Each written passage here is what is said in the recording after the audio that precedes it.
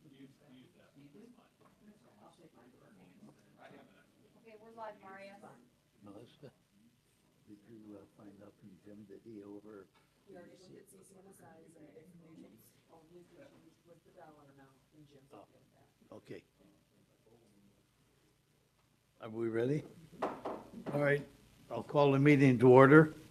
There were no citizens that requested time, so we'll move on to the remote attendance. And is there any? There is none? Not at this time. So the first thing then would be the motion to approve the minutes from the previous reading. If there were no questions or additions, by a motion to approve by Billard, seconded by Emmett. No further questions. All those in favor, aye. Aye. Opposed? The motion carries. The first thing we're going to do is Jason Edgecombe's here to make a plea or to talk about, ask questions, and we'll have the answers. Okay, Jason. Am I good here, or do you guys want me up there? I don't really want to. I'm good here, but that's why I'm asking with you guys. Whatever you guys want. So, in going through our budgetary stuff this year, we meeting with our committee, and then we do have our ACA accreditation this year, and it's very hard to do when you're trying to get all of your files and everything done with that. It's hard to do bids and make changes. We did change a kitchen company this year. That was actually on December 1st. 6 months in, we were still having some things we're trying to iron out with them, which is expected when you have a new company come in. So I talked to the medical company. Instead of going out for bid this year, our contract allows us to do a 1-year extension on the services. Spoke with them. They sent the thing at a 3.1 CPI. The contract allows between 1 and no more than 5, depending on what the current CPI rate is. And then at committee meeting, I did send that to all of our committee members ahead of time, asked them to review it and bring any questions that they had. The committee asked me to research doing our own medical department. I have in turn gathered some numbers that I'll take back to committee next month to share with them some of the things that I found about. There are some blind things in the contract that aren't laid out. So one of the things we looked at was estimated costs is just for all of our full-time and part-time nurses with their benefits. I found that I think that estimate might have been low of what they're being paid. Keep in mind, they're not county employees. They are paid through the company that we contract with. So, but I'll take all that back to committee. My biggest concern with this, and it's been talked about for years, was the liability aspect of us having our own medical department. So I did advise committee that I was going to come to the insurance trust and just get some information and some takes from the people that handle the county's liability aspect, so that I can also bring that back to committee. One of the things that was said, there was a comment that was just asked, it seems like we get sued no matter what. I didn't get a chance to really say it that day. I'll bring it back up again. And I think that some of our representatives who cover our lawsuits can either confirm or deny this, but I believe that out of the last 7 years, we've had 2 strictly medical lawsuits that we got named in. That the reason we got named in is because obviously we run the jail, but the medical department, the complaint was strictly a medical negligence complaint. And because of the indemnification in our contract, even though we were sued in it, WellPath picks up the bill on our coverage. So when our attorneys get hired, WellPath has to cover their costs for that. I believe I can recall 2. I know one for sure that it happened with. It's very clear in my head because I remember the attorney coming and talking to me about that. But I do believe there's a second one, maybe 8 years ago or so, 9 years ago, where it was the same thing, where it was a strictly medical. So I think that's kind of debunked on that aspect, because if it is strictly medical, and they're not saying that the sheriff's office did anything negligent, we just hired the medical company, so that's why we were being named. The current contracted company picks up all of those fees. So So I do think that if we did go to our own LaSalle County medical company and hired all the nurses and the doctors and everything through the county, then I think that does change that aspect of it to where if something is sued in medical, then it's 100% on the county that has to cover that also. So, I don't know that our medical lawsuits are our highest number of lawsuits down there. Inmates are just very unhappy people sometimes, and they don't like what they get told by me. So a lot of them do come just from silly stuff. And I think that over the last 7, 8 years, a lot of our lawsuits have just gotten kicked out by the judge because there's no merit to them. So, but it still costs money, obviously, for the attorneys and everything to get to that point. But just the thought process of hiring in our own medical director, then hiring in nurses, and whatever that, I don't know how any of the coverages work for the insurance aspect of that and for the liability aspect of that. So that's why I wanted to come to this committee and just ask any advice or any opinions on how I should go back, at least from the liability standpoint, to my committee next month and let them know. Jason, I have a question for you. What is the fee we pay the company? Is it still the one in Peoria that we've been with? Yeah, they've actually been bought out several times, but it's the same one we've been with for 20 plus years. We've gone through bid processes. They've always been the winning bid. The last time we did a bid in 21, I believe it was, they were the only bidder for the contract. Nobody else even came to put in a bid. What is the projected cost, roughly? 1.2. With the 3.1% CPI, it was going to go to 1.2.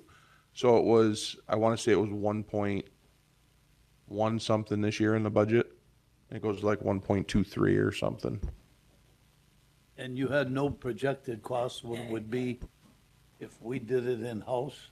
I'm working on gathering all of that, but just very loosely, I can tell you out of my full-time nurses, salaries alone, they make between 88,000 and 97,000 just in their salaries.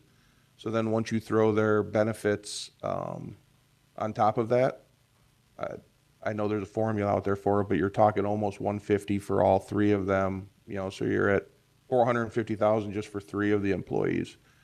Things that aren't covered in our current contract, we don't have. If you were to look at our contract, you wouldn't see any fees for a medical director. So even though we have a jail doctor that comes to the jail, there's still a medical director that signs off on every single thing that goes through. When you have a company like WellPath or any of these other companies, they usually have one medical director that covers several sites, but they are the person that signs off on that. So that's another employee that we would have to get. We'd have to get somebody who would completely run the program. I have no history in running a medical program, so it's not something that I don't think we would want the jail itself running. Another thing that's not included in the current contract is, they have people who call the hospitals and they argue the bills to say, I'm sure there's a better term for it, but dispute them, get the cost down, however it may be, and then they're paying the bills. There's nothing listed in our contract, right? It's just the way that a company like this works is all they're bidding is their nurses. The extra amount that you're seeing in there between any salaries and the rest of it are some of those hidden costs. Now, I'm not here to say that the whole amount between the salaries and the hidden costs is all eaten up by that. But it is, we don't bid non-for-profit companies to come in and do our services. They obviously have to make something to try to keep things going. It's just a matter of I'm working on for my committee to try to find out as exact as I can what that profit was for them for year 24 or 25, so that we can have a better idea of what exactly savings that it could be if we could do this ourselves. I do have one jail in Illinois that I know of. I've been trying to get a hold of them. He told me he'd reach out to me on Tuesday or Wednesday. I never heard from him. Kankakee County, that has a jail that's substantially larger than us. does do their own medical, but I don't have any details onto how they do it. Because I have not been able to touch base with him yet on how to do that. I don't know if it's something that's run through their health department. I don't know how they do it, but I would guess that it's not something that their jail themselves run. They have somebody obviously who comes in and runs it. So I'm trying to get that information together, but every other jail that I know and speak to, does not handle their own, medical department.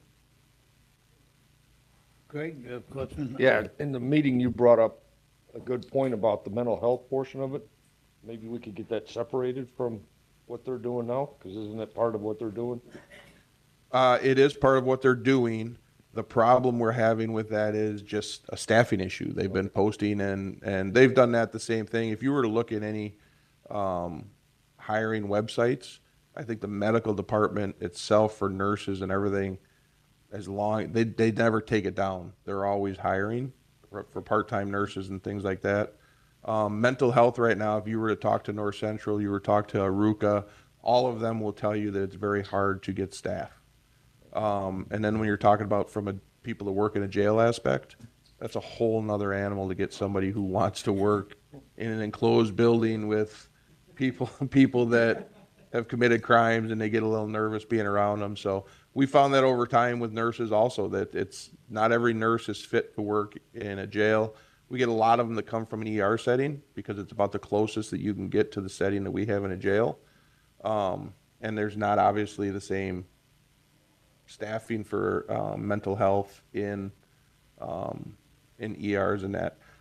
We can, again, if it's the two folds to this, depending on what we do with this, if it's something that we choose to go back out for bid for if we did the 1-year extension, then obviously we're going out for bid next year anyway. But if we did that, then we can do it however we want. We could split them off and do them in two different.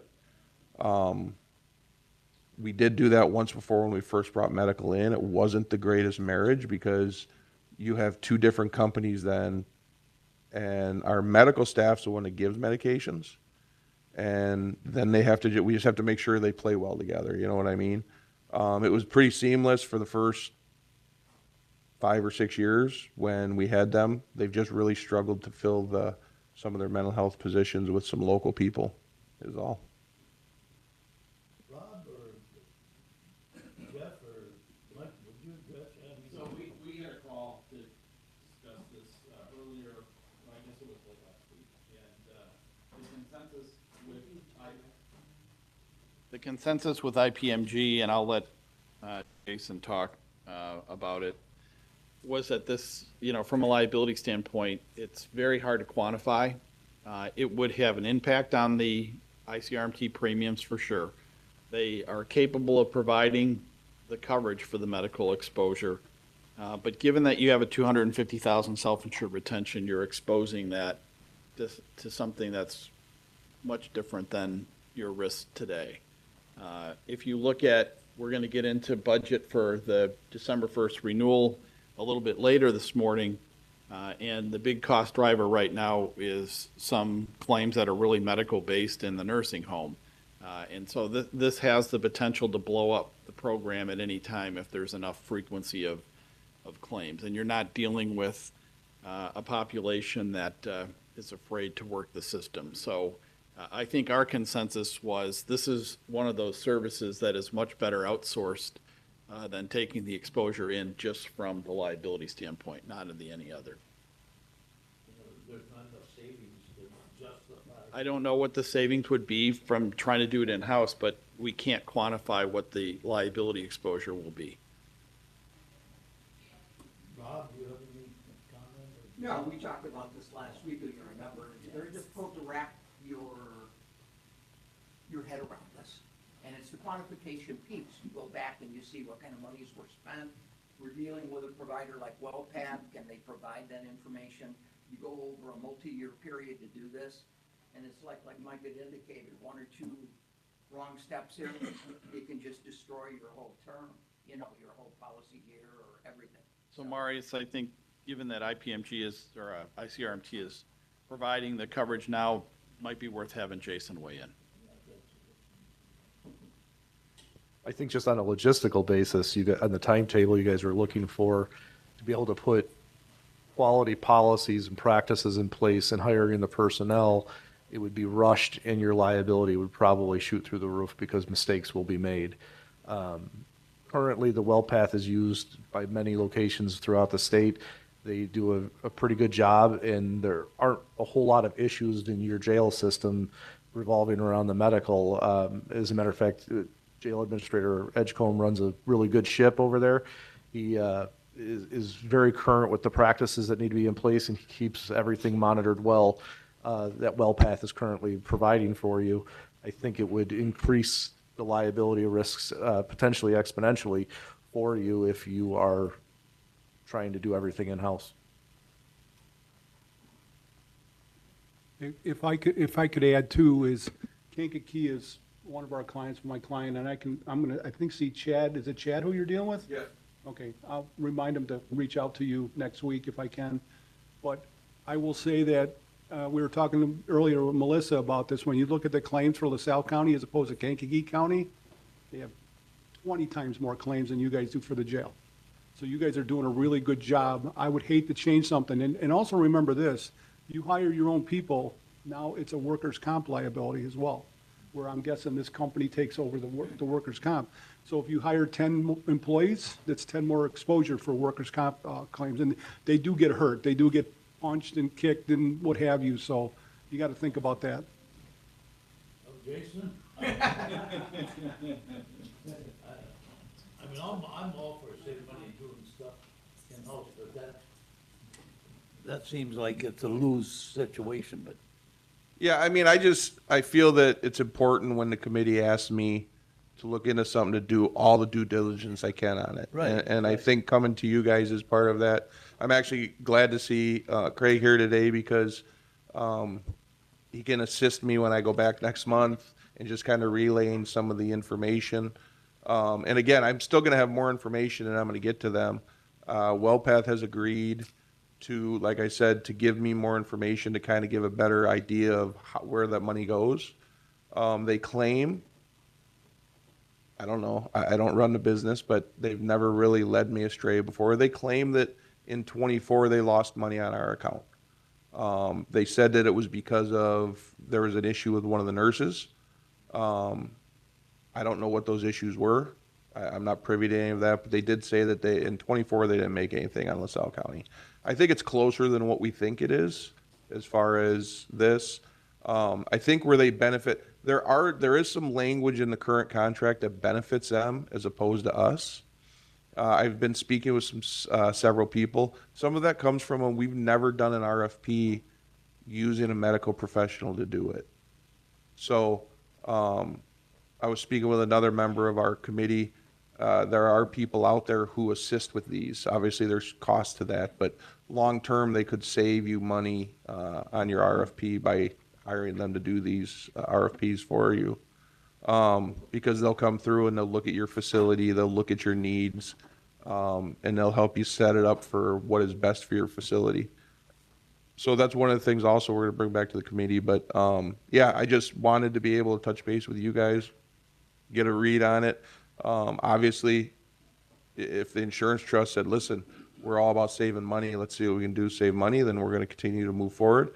I'm going to continue to move forward between now and 2 weeks when I have my committee meeting again. I also have my conference this weekend that we leave for today, and there'll be medical companies out there. And I'll find out when we do go to bid if any of them are bidding in Illinois.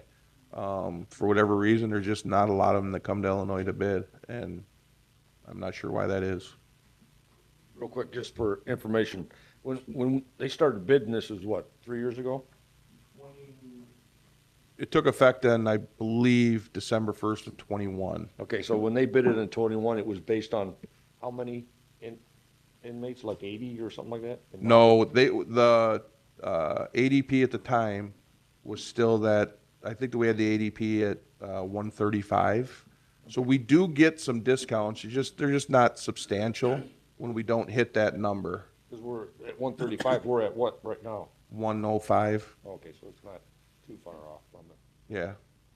But as I said, also the unfortunate thing, and this fits with you know, what some other people said, and I said in committee meeting, we may only have 100 inmates, but those are the 100 inmates that don't take care of themselves when they're not in custody. So we become their primary care physician, and they spend a lot of time with us. So I have been running those stats also of the medical calls. And it's so weird that whether we have 140 inmates in custody or 100 inmates in custody, they're actually seeing inmates more often now than they were before. And it's nonstop. Do any, I know it's probably a long shot, but do any of the inmates have coverage on their own? That you can, I mean, I would think some guy who worked at a factory committed a crime and he's still covered. Is that possible? Some, White collar crime. Yeah.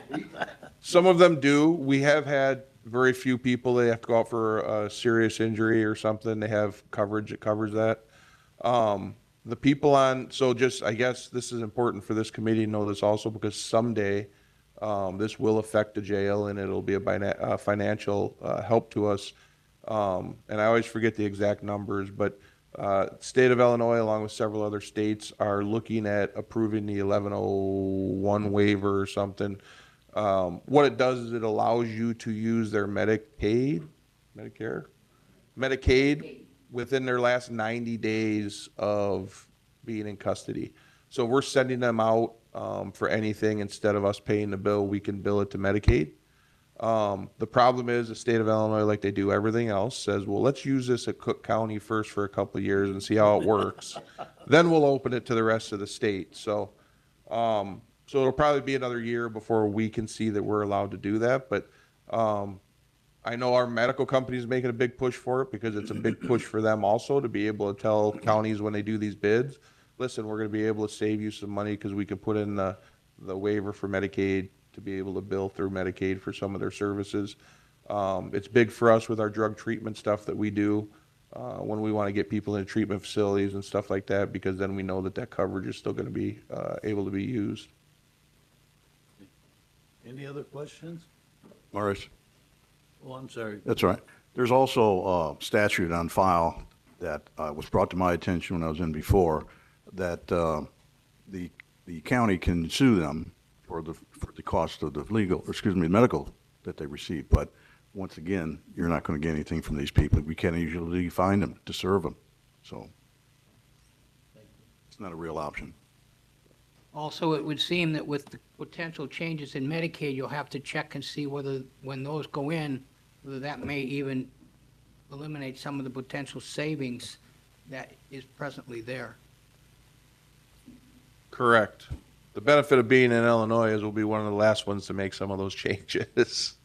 But yes, I agree. The future, we don't know what it's going to hold with some of the changes to all of that. Any other questions? Jason, is that? pretty Yeah, I much think that- answer what you? Yeah, I mean, I've informed everybody. I've heard, you know, from the risk management people side of it is kind of what we were wanting to double check to see what they would say on those things and go from there. Okay, So, thank you. thank you, Jason. All right, moving on, the next thing would be the monthly reports. Mike? Monthly report, first page is the financials, month over month, we're down 59,000, pretty normal month there. We have 3 requisitions, the normal 2 CCMSI requisitions, and then installment for my contract for August. As far as the loss date is concerned, we'll do that in executive session. So I will turn it to Laura to review the safety. All right, good morning. The Safety Committee met, and the meeting started off with Fred Moore discussing the employee appreciation lunch, which will be held in September. There was no other new business. As far as workers' compensation claims, there were none reported for the month of July, so that has us at 10 claims for this year. We're still 3, below from where we were last year. The monthly safety topic was on ergonomics, so the staff has been given their vector training on office ergonomics, And for the meeting, I brought in different props. I brought in some keyboard trays and footrests and different things for people to take a look at or explain how some of these devices can be used at their desk for a more comfortable workstation. We talked about resting your eyes and getting up and getting some physical movement, as far as during work hours, taking a quick break, or just even physical fitness outside of the working hours for overall health. We discussed the Tumiki program that CCMSI has available, where department managers can send me a video and I can do a safety analysis of somebody's posture. And I can also come in and take a look at their workstation, help move monitors around, or adjust their seat, whatever might be necessary to make that employee more comfortable at their workstation. Open floor time, there were some discussions just on maintenance, which have been addressed as far as, just general things around the office areas. Our next meeting will be on September the 10th, and some other tasks that I have been completing with the county as I reached out to the nursing home. They had a combative resident recently, so we talked about, just some additional training, research that I might be able to assist with the nursing home, ergonomic training, and just doing some additional research for employee engagement with the safety committee.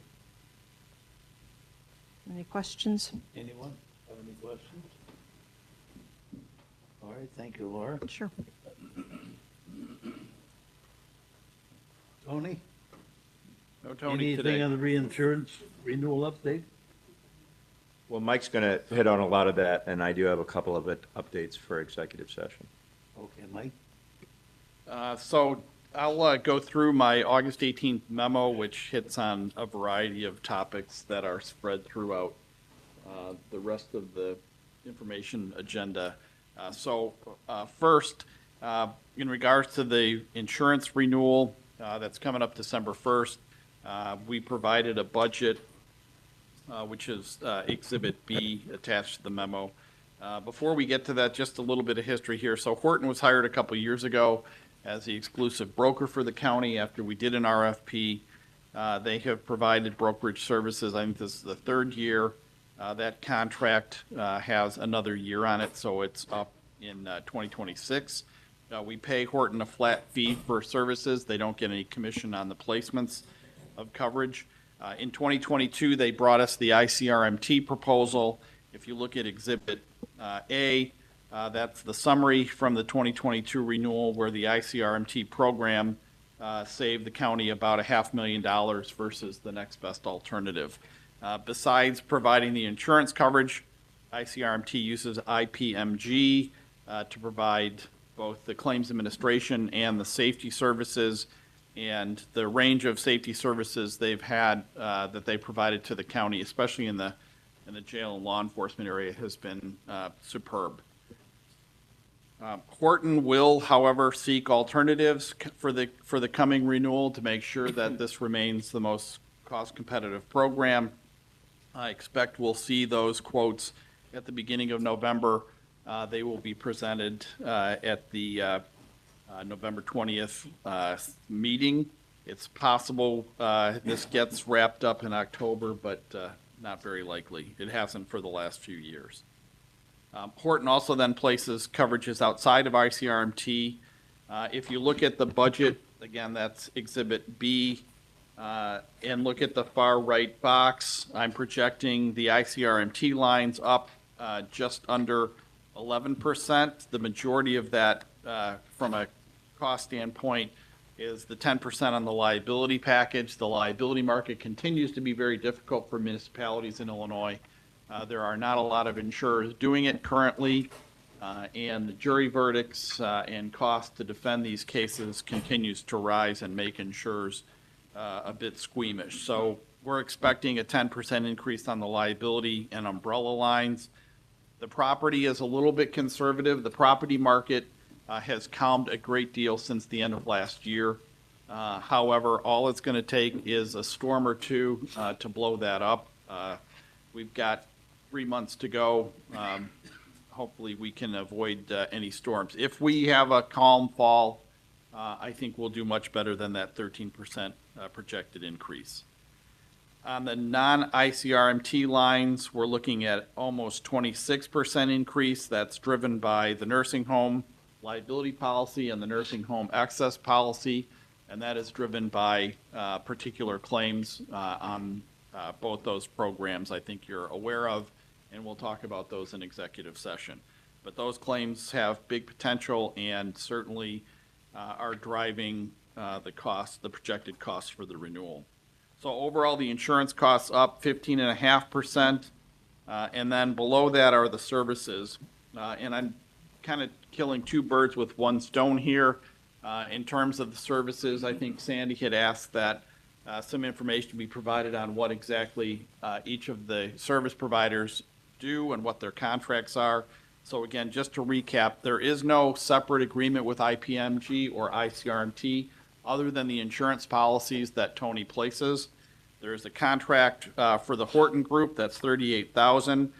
That's a flat renewal coming up, so there's no increase in that fee projected for 25-26. And then CCMSI provides the claims adjusting for both current work comp claims, past work comp claims, and then liability and property claims as of the end of the 21-22 school year or program year. They're looking for just under they're looking for a 2.5% increase on their contract that comes up this fall. It's a 2-year agreement. That seems like a reasonable increase to me, but we'll discuss that as a separate action item. And the other is my fee of $34,600 that comes up at the same time. I'm requesting an increase of 2.89% to get it to $35,600. So overall, those administrative costs are up just under 3%, and the total costs all in projected for this coming renewal is a 14% increase.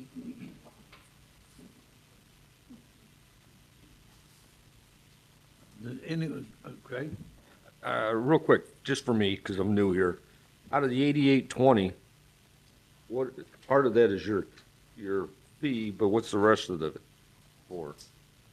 On the front page here, you have Nugent 8820 August installment.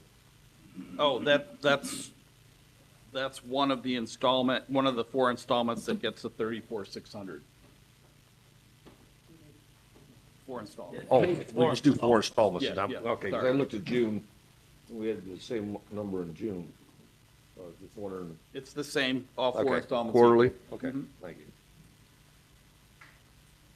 All right, I know we have some new members on the committee, so any of you people have any questions for the individuals to describe or fulfill what their duties are? Sandy, do you have any other questions for them? I don't have any other questions right now. Marius, I appreciate it. Mike, I appreciate all the work that you did putting all of this together. It looks like a whole lot to have done. I had requested that the reports be presented by the individual consultants, so especially that the new people on committee and all of the old people can start to have more of a relationship with the consultants, get to know them, and have them speak for themselves. And kind of odd for me to have the consultants sitting here and somebody else reporting for them, even though, Mike, you are an accomplished speaker, and I appreciate the work that you put into this.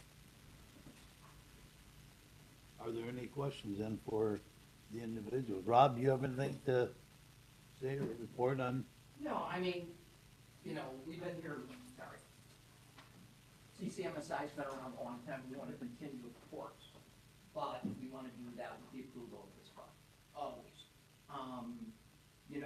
I had talked to Melissa probably about 3-4 weeks ago, and as you know, I talked to Sandy yourself a week ago. These are very modest increases CCMSI is doing, and I do that by design. I always get pushback on this, from the higher ups. They're always looking for more money. Everyone is fee crazy today, and I'm gonna say that, and they are. And it's like, I go in and I have to specify and individualize this and say, look, You know, we're only handling the work comp claims. Yes, we have some existing P&C claims. Yes, we could get some more, depending on the type of cases and civil rights cases and accrual dates and whatnot. But that's eventually gonna go away. So I think our bread and butter here is the vast majority of the services we're providing is the loss control piece. So I've apportioned it that way. This is a flat rate, as you know, Mr. Chairman. So I'm forced to put in a little extra cushion on the claim administration side. Because if you get 10 claims or 100 claims for the policy term, Right. we're covering it all. Right. So, you know, that's what they forced me to do, and that makes a little sense, but I argue with that. On the administration, the annual administration side, they wanted more money, and I said no. And I said, and the reason no is because Laura's services, she doesn't rely on all the ancillary departments that the claims does, or I do, you know, for the setup and whatnot for the accounts. So I went into this very conservatively, and, you know, that's the way I set it up. No problem with that. Anyone have any questions for the individuals as to what their duties are? Without getting there. If not, Sandy, you have? Well, I was just wondering if Vizzetti Capital was going to make a presentation, or Pardon?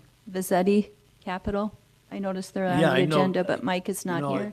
I don't know if Mike's out of town or what, why he wasn't here, but he will be here to next, and I think we can save any questions for him till that day. And then we will inquire about a contract. Jim, do we have a contract with Vizzetti Capital Management? I'm not aware of whether we do or we don't. Mike, do you know? I don't believe so. I don't believe you do. Of course, I mean, should there be a contract for that, Jim? Well, I think you generally have one with most, but I think it's, what is it, a commission thing there, Mike? I wasn't, that was set up a long time ago before we started even doing trust committee. I don't know. Rob, do you know how that was set up with Vizzetti? So they have they disclose the fee in the financial, in the treasury report that they provide, but I don't think we know how that's calculated, whether Yeah, it's a I mean- percentage or flat. So I'll tip him off that we'd like him to talk about his services and how he. Contract, right. yeah.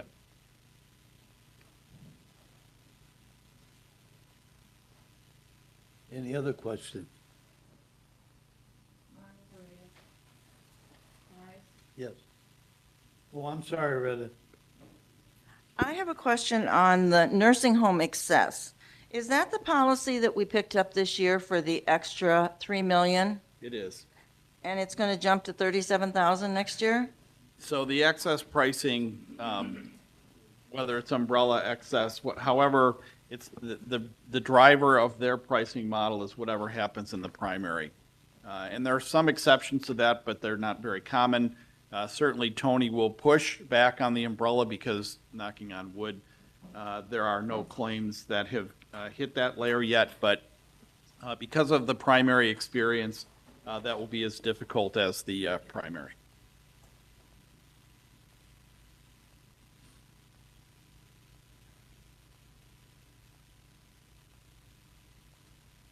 Any other questions? So our total increase on all proposed is 14%, Mike, you said? Well, those aren't proposals, that's the budget. I mean, Yep. That's a budget goal. Correct. Well, the Or you goal's tried, the less. goal is to do better. That's our the worst better. case. I believe that's our worst case. I would hope so. All right, I guess the agreements are next. The first one is for Nugent Consulting.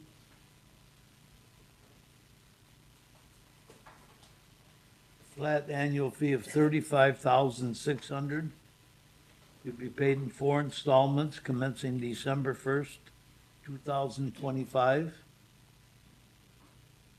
Motion by Savage, seconded by Billard.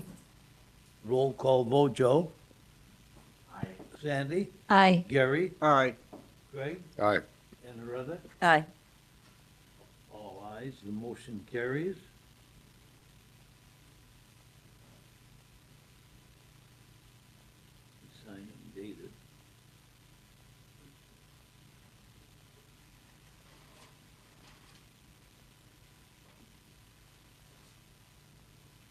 right.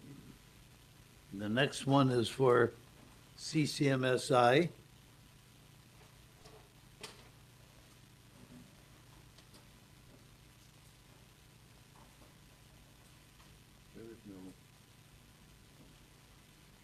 What is your total, Rob? The total, without the runoff, because the runoff is an estimate, is $85,350. 85,000, $350.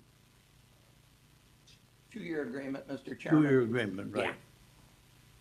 A motion by Craig, seconded by Small. Roll call vote. Excuse me, Craig, question? How come this doesn't have a conflict of interest statement in it too? Just like, Mr. Nugent. Mr. Nugent says conflict of interest, Nugent Consulting LLC will not receive any revenue other than the fee outlined above. Jim, can you answer that? I think that probably they were negotiated at different times, and the agreement with CCMSI was modeled off of the ones that have been done previously. I think they can represent that they are not, don't have any conflict of interest, there won't be any fee other than this, correct?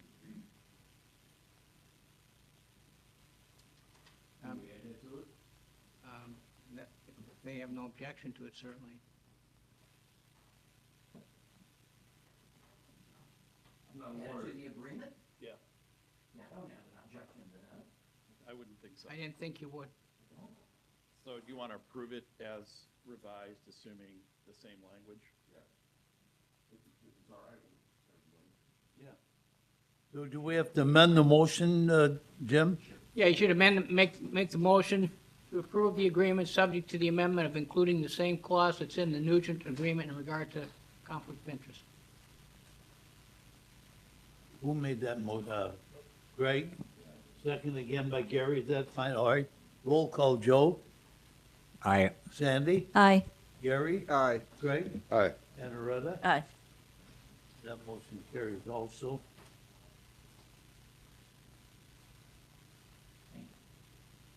So, those are the only two we're approving, right? And they're signed. All right, the next thing then would be executive session for the reports and a motion to go into executive session by Small, seconded by Zanecki.